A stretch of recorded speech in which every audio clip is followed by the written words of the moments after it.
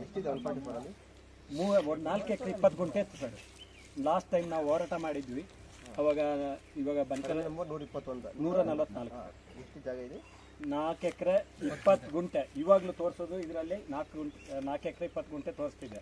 ಆದ್ರೆ ಇವ್ರು ಹೇಳ್ತಿದ್ದಾರೆ ಯಾರ ಅಲ್ಲಿ ಪಕ್ಕದೊಂದು 1 ಎಕರೆ 20 ಗುಂಟೆ ಒತ್ತುವರಿ ಮಾಡಿದ್ದಾರೆ ಅಂತ. ಒತ್ತುವರಿ ಮಾಡಿದಕ್ಕೆ ಅವರಿಗೆ ಯಾವುದೇ 120 ಸರ್, 120. ಅದು ಲಾಸ್ಟ್ ಟೈಮ್ ನಾವು ಇಲ್ಲಿ ಗುಡಿಸ್ಲಾಕೋತಿಗೆ ಅದು ಇತ್ತಿದ್ರ ಜೊತೆ ಅದು ಇದ್ದಾಗ ನಾವು ಗುಡಿಸ್ಲಾಕಿದ್ವು, ನಾವೇ ಎಲ್ಲ ವ್ಯವಸ್ಥೆ ಮಾಡಿಕೊಡ್ತೀವಿ ಅಂತೇಳಿ ಲಾಸ್ಟ್ ಇಯರಲ್ಲಿ ನಮ್ಮನ್ನು ತೆರವುಗೊಳಿಸಿದ್ವಿ.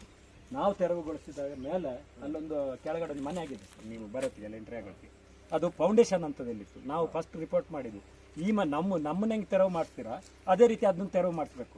ಅದು ಇದರಲ್ಲೇ ಬಂತು, ಈ ಸರ್ವೆ ನಂಬರಲ್ಲೇ ಬಂತು. ಎಲ್ಲ ಹಾಕಿದ್ವಿ ಸರ್, ಹೋದ ವರ್ಷ ಹಾಕಿದ್ವಿ.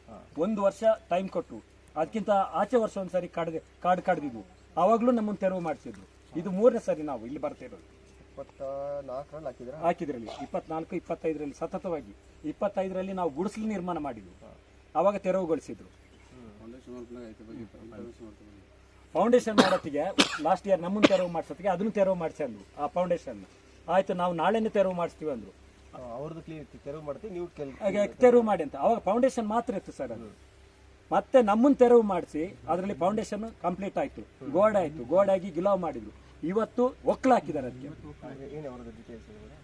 ಅವ್ರದ್ದು ಹೆಸರು ಆಯ್ತು ಸರ್, ನೀವು ತಗೊಳ್ಳಿ. ಅದನ್ನು ಒಕ್ಕಲು ಮಾಡಿದ್ರು ಸರ್. ಇವತ್ತು ನಾವು ತೆರವು ಮಾಡಿಸಿದ್ವಿ. ಹಾಗಾದ್ರೆ ಲಾಸ್ಟ್ ಇಯರ್ 2 ವರ್ಷದಿಂದ ನಮ್ಮನ್ನು ತೆರವು ಮಾಡಿಸಿ ಅಂತೇಳಿ ನಮ್ಮನ್ನು ತೆರವು ಮಾಡಿಸಿ ಅವ್ರನ್ನ ಮನೆ ಕಟ್ಟಕ್ಕೆ ಬಿಟ್ಟರು.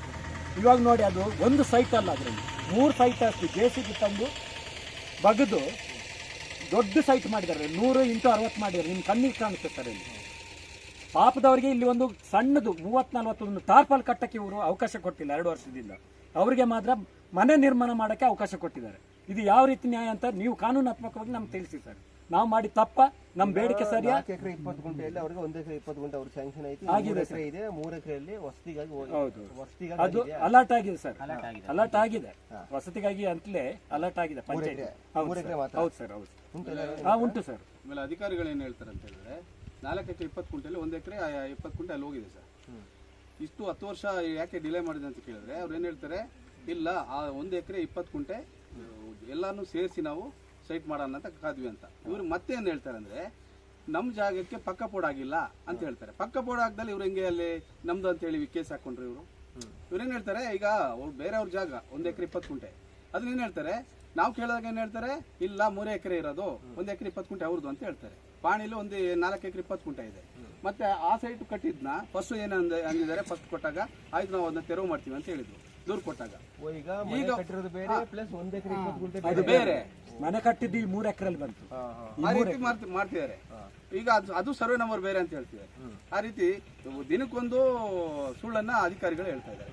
ಇದು ನಮಗೆ ಎಲ್ಲಿ ಈ ಊರವ್ರಿಗೆ ಮಾತ್ರ ಸ್ಯಾಂಕ್ಷನ್ ಮಾಡಬೇಕು. ಕಾನೂನುಬದ್ಧವಾಗಿ ಎಲ್ಲೂ ಇಲ್ಲ.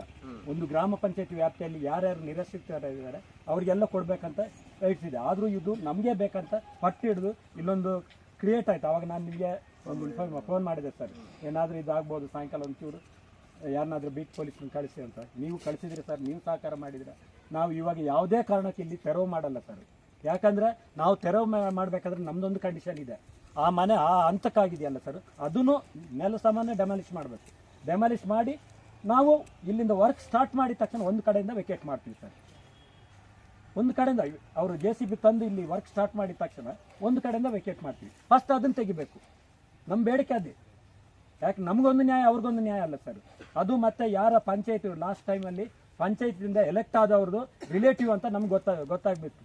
ಒಬ್ರಿಗೊಂದು ನ್ಯಾಯ ಇಲ್ಲಿ ಆಗಬಾರ್ದು ಸರ್. ಯಾರು ಇಲ್ಲಿ ನೀವು ನೋಡ್ದಂಗೆ ಯಾರ್ದಾದ್ರೂ ಒಂದ್ಸರಿ ಕತ್ತೆತ್ತಿ ನೋಡಿ ಸರ್, ಯಾರಾದ್ರೂ ಇಲ್ಲಿ ಆ ಫಲಾನುಭವಿಗಳು ಇಲ್ದಿದ್ರೆ ನಾವೇ ಅವ್ರನ್ನ ಕಳಿಸ್ಬಿಡ್ತೀವಿ. ಎಲ್ಲ ಲೈನಲ್ಲಿರೋರು ಸರ್ ಒಂದು ಸ್ವಲ್ಪ ಒಂದು 5% ಬಾಡಿಗೆ ಮನೇಲಿದ್ದಾರೆ, ಮತ್ತೆ 95% ಎಲ್ಲ ಲೈನಲ್ಲಿರೋದು. ನಿನ್ನೆ ಯಾರ ಕೆಲಸಕ್ಕೆ ಹೋಗಿಲ್ಲ ಅಂತ ಹೇಳಿ ಗೌಡ್ರು ಯಾರು ಇಲ್ಲಿ ಹುಡ್ಕೊಂಡು ಬಂದಿದ್ದಾರೆ. ಸಾಯಂಕಾಲ ನಮ್ದು ಬಡ್ಡಿ ಕಟ್ಟಿ ನೀವು ಖಾಲಿ ಮಾಡಂತ ಯಾವ ಪರಿಸ್ಥಿತಿಯಲ್ಲಿದ್ದಾರೆ ಸರ್. ನಮ್ಮ ಬೇಡಿಕೆ ನಾವು ಮತ್ತೆ EO ಮೇಡಮ್ ಹತ್ರ ಹೇಳಿದ್ವು, ಅವ್ರು ನಮ್ಮ ಬೇಡಿಕೆಗೆ ಸ್ಪಂದಿಸ್ತಾರೆ. ಆಯ್ತು ಸರ್.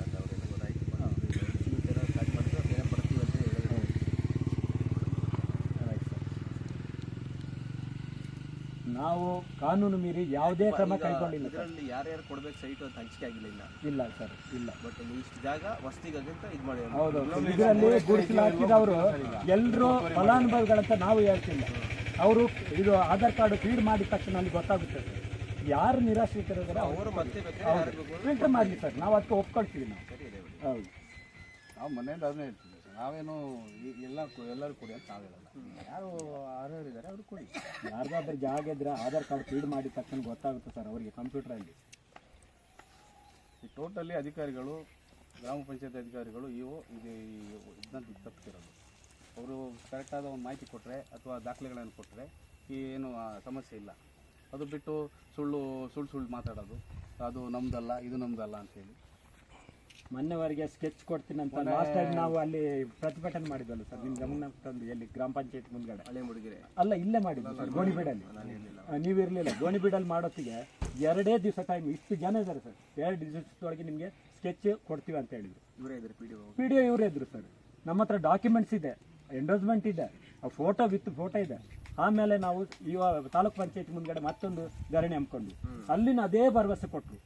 ಇವರು ರಾಜಕಾರಣಿಗಳ ಥರ ನಮಗೆ ಭರವಸೆ ಕೊಡ್ತಾನೆ ಬಂದಿರೋದು ಬಿಟ್ಟರೆ ಇವಾಗ ನಾಳೆಂದು ಇದು ಮಾಡ್ತೀರಂದ್ರೆ ನಮ್ಮ ಹತ್ರ ಫಂಡ್ ಇಲ್ಲ ಅಂತ. ಹಂಗಾದ್ರೆ ಇನ್ನೂ 3 ವರ್ಷ ಇವರು ತಾಳ್ತಾರೆ. ಅದಕ್ಕಾಗಿ ನಾವು ಯಾರು ತೆರವುಗೊಳಿಸಲ್ಲ.